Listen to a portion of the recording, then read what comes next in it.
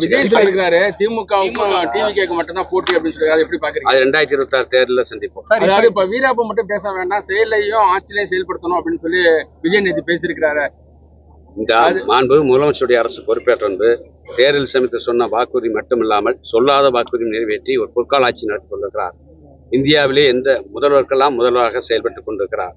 குறிப்பாக மாண்பு முதலமைச்சர்களை பொறுத்தளவில் இன்னைக்கு மக்கள் மத்தியிலே நாளுக்கு நாள் செல்வாக்கு உயர்ந்து வருகிறது.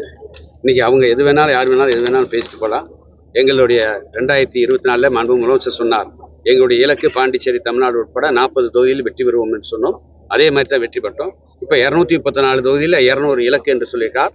அதை தாண்டி 234க்கும் 234 வெற்றி பெறுவதற்கு வாய்ப்பு இருக்கிறது என்பதை இந்த நேரத்தில் நான் தெரிவித்துக்கொள்கிறேன். போற்றுவோர் போற்றட்டும், புழுதிவார் கூட்டுவோர் கூட்டட்டும், என் கடன் பணி செய்து கிடப்பது என்ற வகையிலே மாண்பு முதலமைச்சர்கள் இன்றைக்கு சிறப்பான ஆட்சி நடத்தி கொண்டிருக்கிறார். பாதகம் செய்பவரை கண்டால் நாம் பயம் கொள்ளலாகாது பாப்பா, மோதி மிதித்து விடு பாப்பா, அவர் முகத்தில் உமிழ்ந்து விடு பாப்பா. அண்மை செய்திகளை உடனுக்குடன் தெரிந்து கொள்ள இணைந்திருங்கள் எம் நாடு தொலைக்காட்சியுடன்.